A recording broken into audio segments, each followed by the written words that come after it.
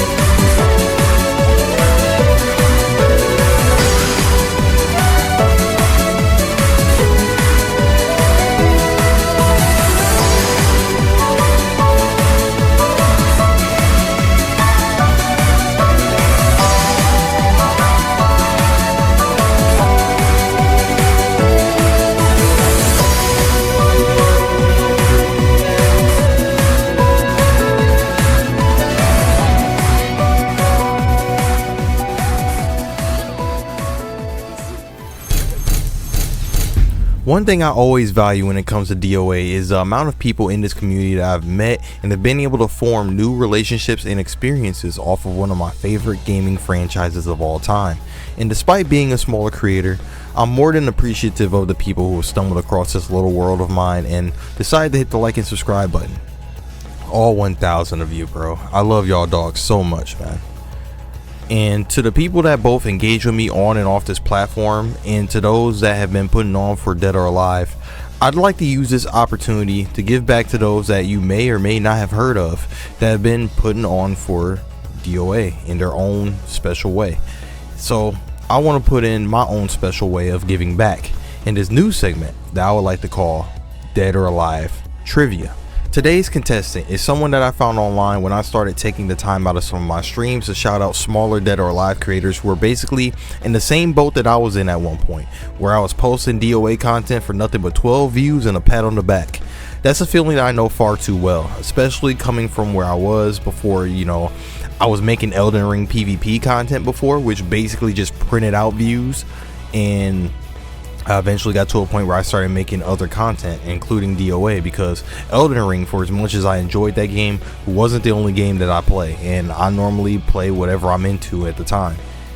This person I love for the fact that they not only post their gameplay, good or bad, because the skill doesn't matter to me so long as you're enjoying what you're putting your time into, and I really like their energy and charisma while they're playing the game. I feel like, just like from a content creator standpoint in general, having a charismatic personality is something that's very good to have in the gaming space, and even more so in DOA, where you don't really see or hear that many voices that are attempting to make themselves just as entertaining as the game that they are playing. So that's a plus.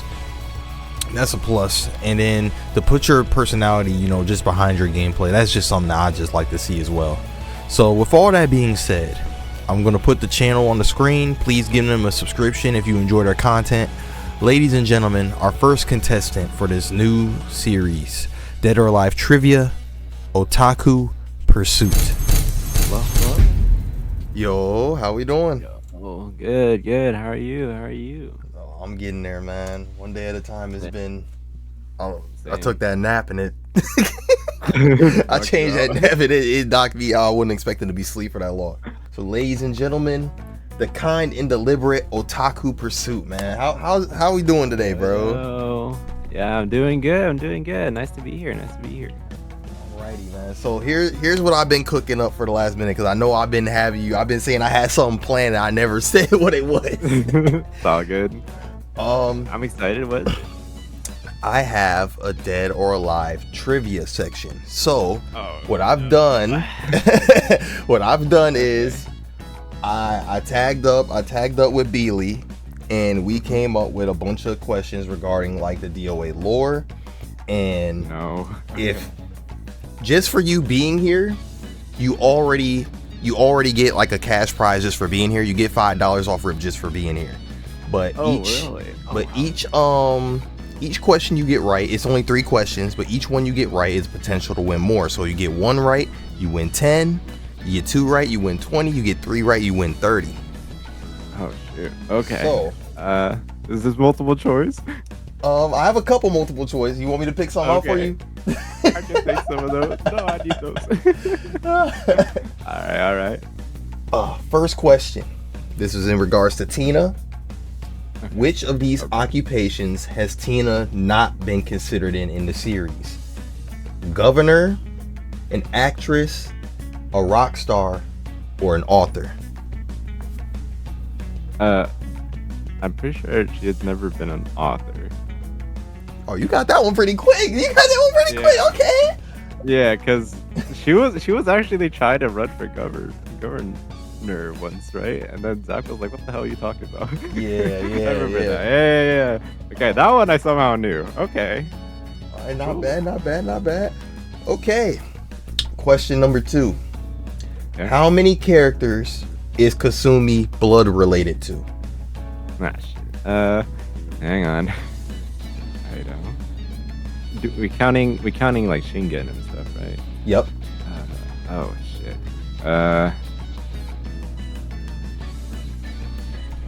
Got Rhino. Raida, Shingen, Okay. Hayate, Ayane. That it? That can't be it, right? Wait. I forgot. New Revelation, right? Technically Honoka. Oh, yep. Oh, shit. Oh, this might get deeper than I thought. Is there any more? I think that's it. 5? Question mark? Oh, I can't give that one to you. You're missing one. I'm missing one. Wait. Missing one. Can I think about it? I'll give you 10 seconds. Oh shit. One more. If I can name the last one, right? What the fuck else? She's not related to Hayabusa, I'm pretty sure.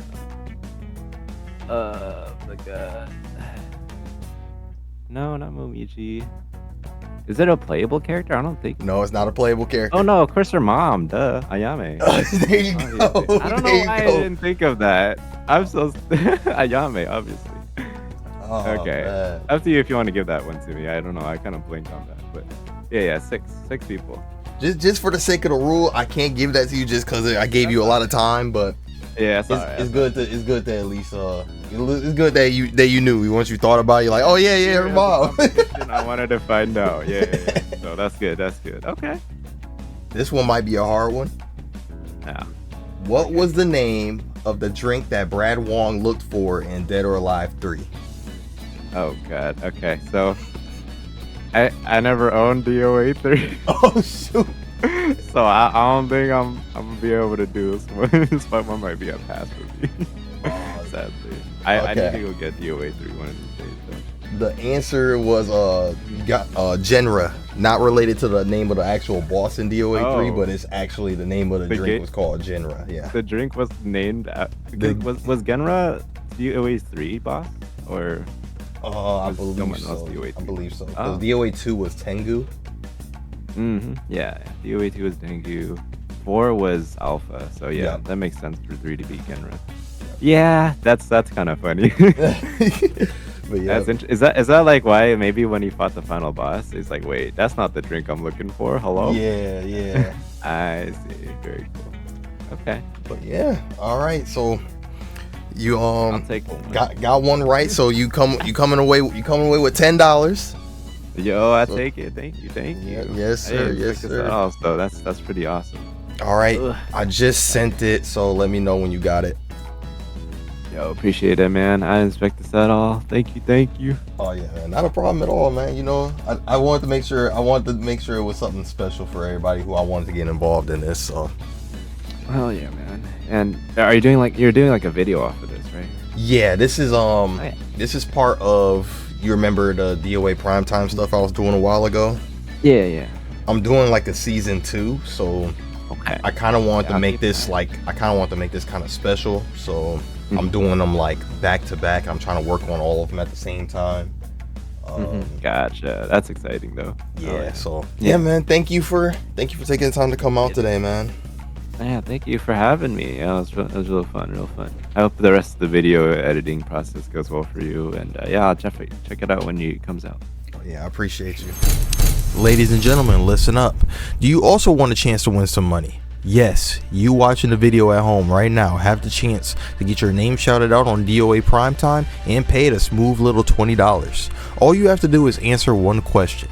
The one that helped me with this trivia is none other than Beely, the mastermind behind the Dead or Alive Iceberg and one of the long-standing Kasumi players that are out there. The question for everyone today is, what is Beely's favorite Dead or Alive game? Dead or Alive 1, 2, 3, 4, 5, or 6? There are 2 correct answers in this multiple choice question. So if you get at least one of them right, you get in the raffle where we get to spin the wheel and whoever wins gets $20 direct to your PayPal. The deadline's in less than 2 weeks, so please comment below. And with that, let's get back to the content. What do you think of when you hear tag mode demon in regards to DOA? How about a tag mode demon that also happens to be an Ayane player?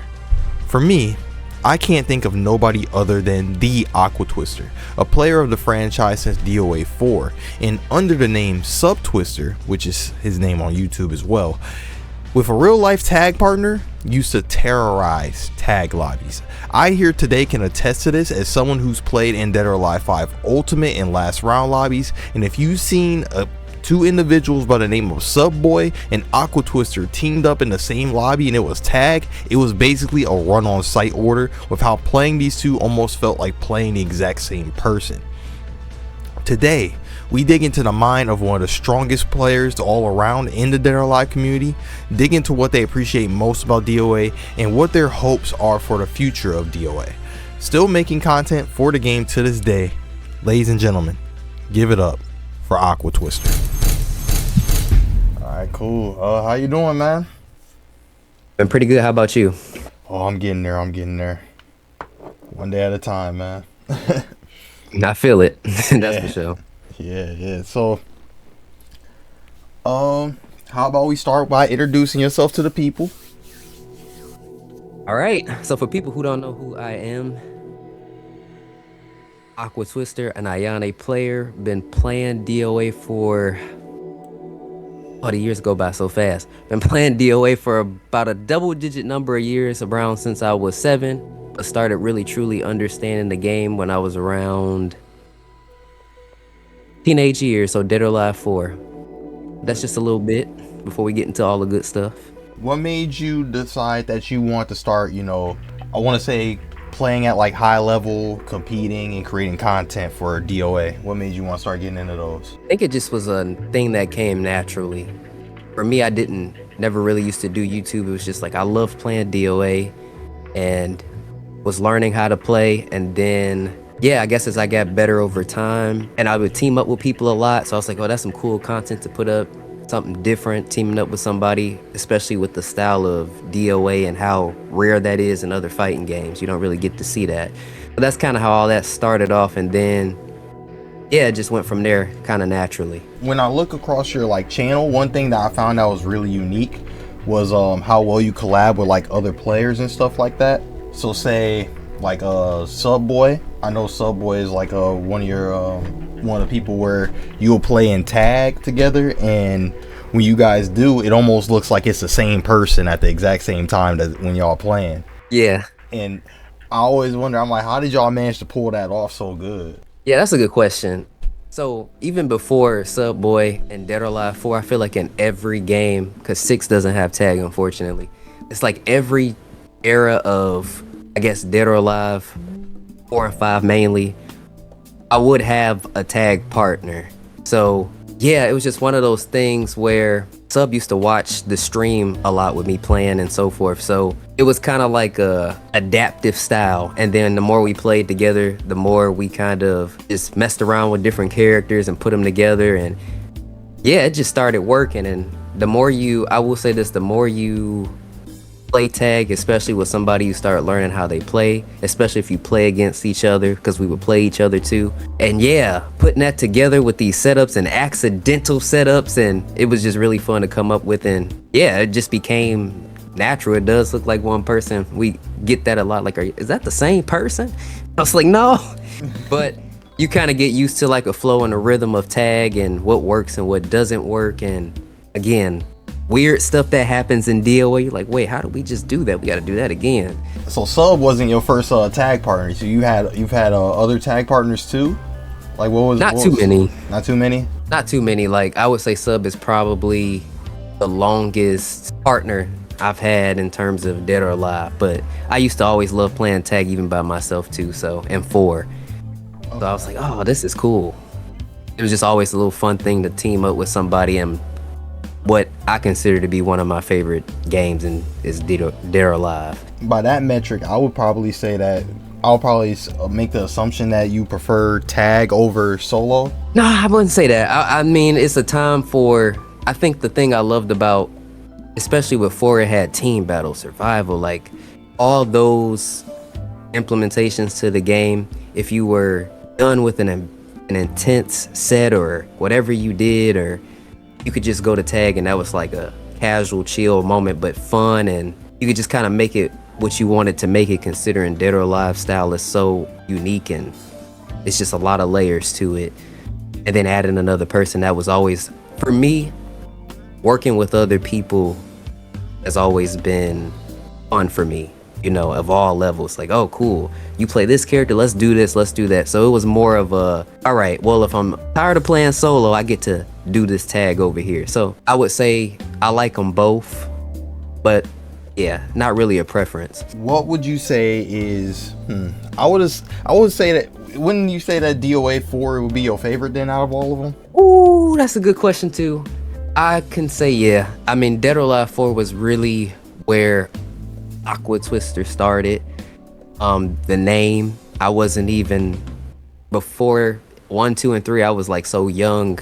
I didn't even have what they call Xbox Live. I didn't even have that. So I was just playing DOA because it's like, oh, this is a cool game at a young age. So I would say Dead or Alive 4 definitely is a impactful part for me. And yeah, I guess I would say it's one of my favorite Dead or Alives because it just had everything, the lobbies, the interactions with the avatars, the different modes online as if you could play offline with it. And just the players back then, everybody used every character. Me being little baby Ayane, starting off trying to figure out what I'm doing and spinning everywhere, holding everywhere. So yeah, I can say that part is definitely one of my, not even favorite games, but favorite times. Because everybody, like you see the Calibers, the Electrified Mans, Hoodless, all these people were also coming up in the scene. So being a part of all of these players in that generation and then see where everybody has come from, Dead or Alive 4, I'm like, yeah, that's definitely one of my favorite eras of the game. From the guys of DOA 4, since that's your favorite one, what would you say is your most memorable experience from DOA 4? Ooh, most memorable experience. Okay. And this is probably gonna be a lot of people's, but every time you would see Master in a lobby, those are moments you would not forget because everybody was trying to get in there, was trying to beat him. Like, that's Master, because I didn't know who Master was. Of course, starting off, I didn't know who nobody was. I'm just coming into this scene. I'm like, who is this Hayabusa? And then you play him and you like, oh, he cheating. I don't know how, but he cheating. I don't know how he went through that. He going through body parts. This man is, something's going on here. And it would be so infuriating because everybody sitting up here trying to beat this dude in some way. He just slip out some way. But no, Master definitely was a huge memory from Dead or Alive 4 and other players. There was a few, many, but he was definitely one of those memories where I'm like, this guy, we going to war. And I still tell him that to this day. We going to war. Every time we play, we are going to war. I have not forgotten. Have you ever played Master in tag mode? Oh, I don't recall ever doing that.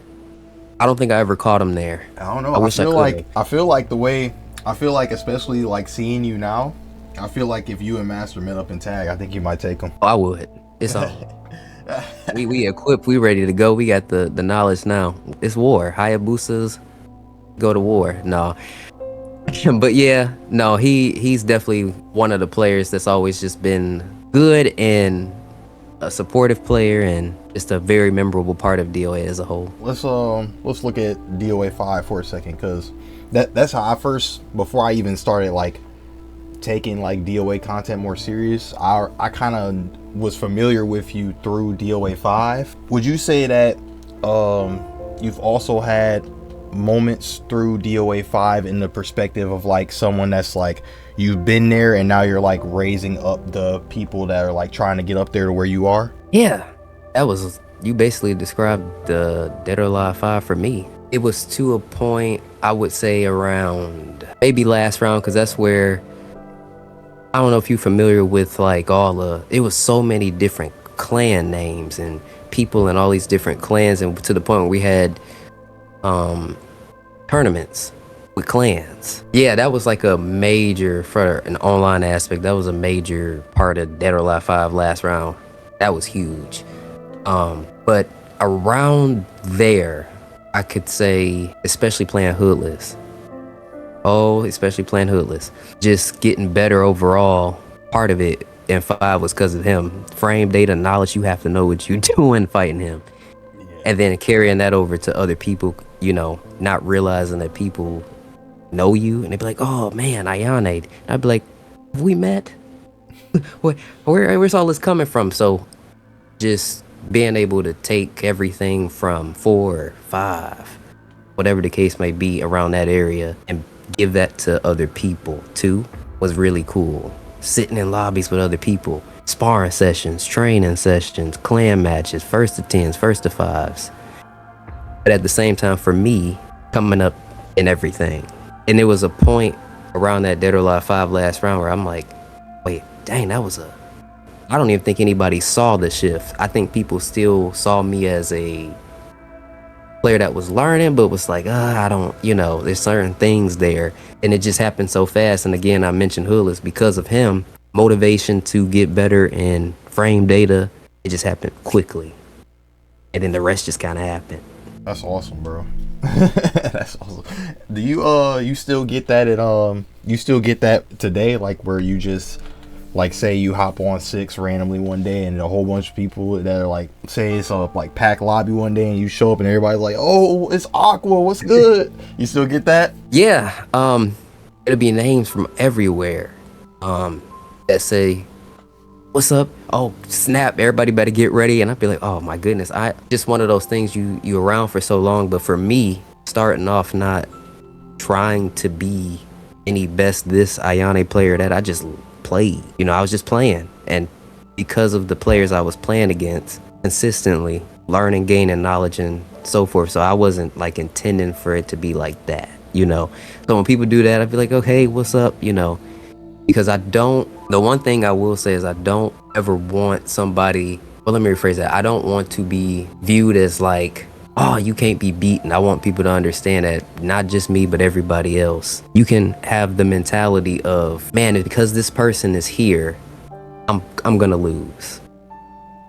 And I think at some point as players, we all have had that, like whether you've entered something or whether you just, like you said, be in the lobby, you see a name and you go, oh, I'm done. So for me, and one thing I will always tell people, and I know for you, going in a DOA and playing 5 and 6 and, coming back to stuff and playing it, the biggest thing I will tell people, I know that's not quite what we was going into, but the biggest thing I'll tell people is, for me, what I used to do, I used to hesitate so much. I don't care if it was online, I don't care. It could have been Hoodless caliber, and I would lose these matches because I would second guess myself a lot. I would lose my composure. I would have the mindset like, oh, I can do it. But then it's like, oh, no, I can't. Nope, I can't do it. It's not happening today. I'm catching 2nd today. I'm catching 3rd today. All right, I'll get this top 8 today. But that's as far as we getting. And the minute I stopped looking at everybody as this is this person. Yes, they have done a lot. They have placed a lot. They have a lot of experience. But the minute I start treating them just like everybody else in terms of this person can be mixed up too. This person has to hold here too. They have to guess here too. They're human with a human brain too. The minute I did that, the second guesses went away. Yeah, things just started working out more smoothly and more, I guess, confidently gameplay wise. And, so the main things just to take from that category of people seeing me and how all this turned into Ayane being, or me being known for an Ayane player. Yeah, that's advice for me too, because that's the main thing Hoodless been telling me. Hoodless been telling me I'll be playing too nervous. I'll be letting people put buttons on the screen. I'm like, I don't know, I'll be scared. No, I get it. I feel it 110%. I feel you. I used to be not committing the stuns because I'm like, this person know everything. Like, what am I supposed to do? I can't grab them. They gonna hit me. So I just do these weird little things. It works at times. It didn't hinder me a whole bunch a lot. I'm not saying it devastated me. But when I switched just a little bit and realized, he good, she good, whoever this person is good, but they still human. And this is still DOA, and they can still be mixed up. And I guess the last thing I would say for that, and like even for you, because I did watch your match, I saw it. And I saw it. You was on that stream and I said, ooh, Ghost, if you don't grab this move, Lisa, you got a grappler. It's like, oh, wait till I talk to you. No, I feel you. Yeah, I've been trying. I didn't start competing until Hoodless started his season thing. So this is all kind of like fresh for me. So I'm like doing things that normally I would not do. Like I'm in training mode every day. Like even when days when like the lobbies, like there's nobody with a lobby, I'll spend at least an hour in the training mode trying to figure stuff out for my character and whoever I have a problem with and stuff. And it's just a whole different vibe when you're trying to get in the competitive mindset and stuff. So I definitely do like the journey that I'm going through, but I appreciate people like you. I appreciate people like Hoodless, Emery, and everybody else that's willing to, you know, help me and other people get up there to where y'all at. So I definitely appreciate y'all for that. We got to start somewhere. No, I appreciate the words, and we got to start somewhere. And you know, for you, just seeing certain things, I'm like, oh, he can. You definitely. I'm gonna say this.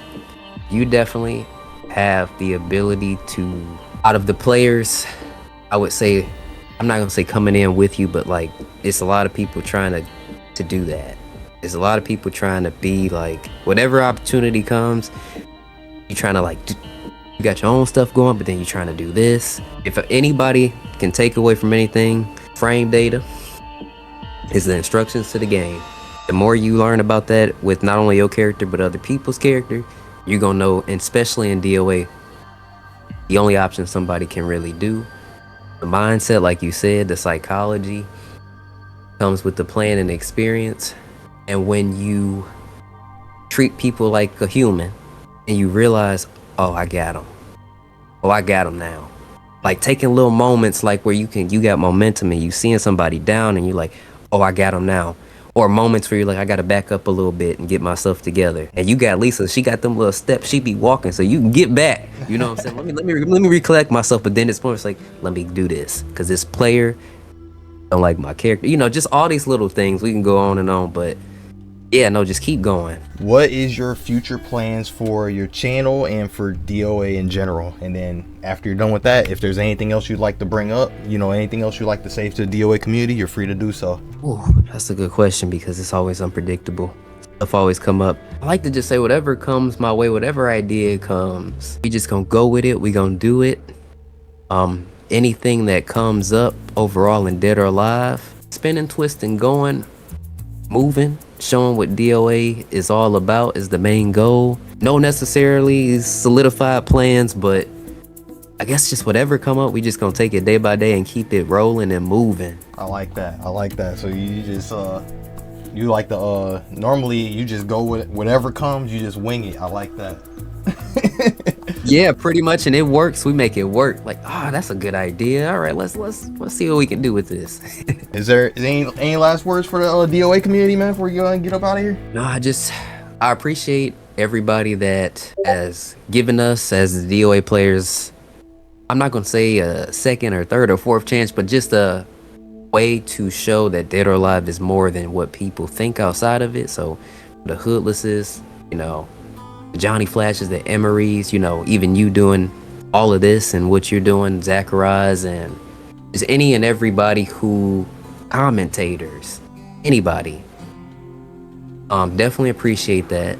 And it, for me, being able to see other people get to feel what a lot of us got to feel in this time in DOA, to get that chance to, all right, I like this game and there's some hope for something. So thank you to those people that did that. For the people who continuously support anybody, much appreciated.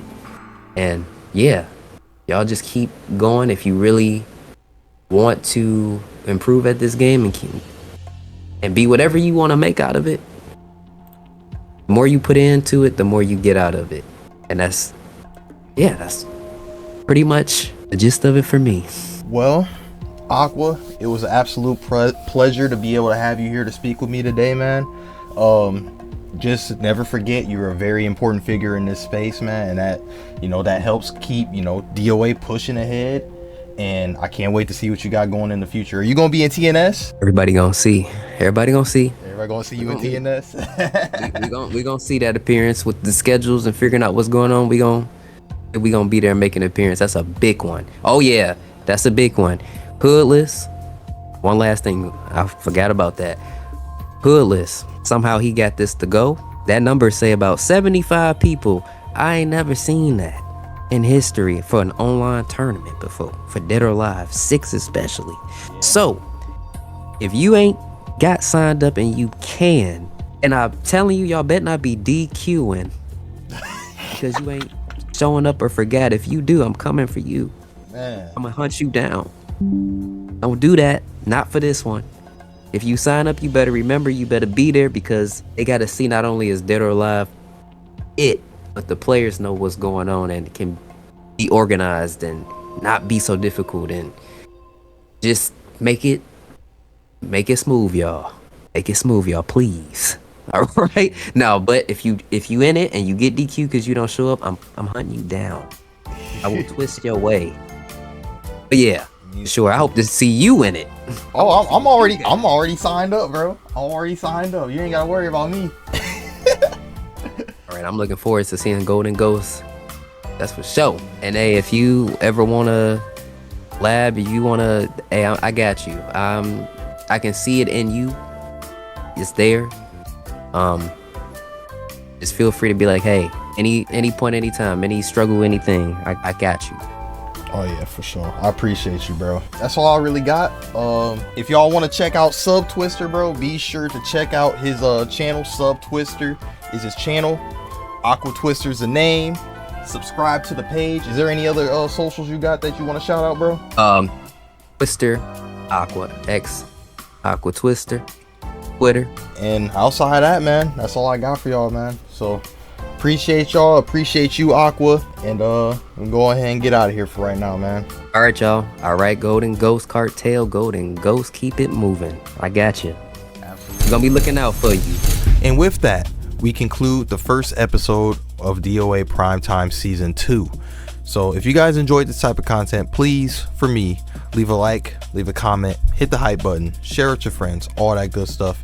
Next week, we're coming in with the Silk Circuit. This is a group of characters that just so happen to go over with a mad range from Tamaki to Lei Fang to Helena. So if any of those type of characters interest you, you guys will want to stick around for next week. And if you guys are interested in the person that we're interviewing next week, someone that's considered a GOAT of the DOA scene since as far back as DOA 5, you guys will want to stick around for that.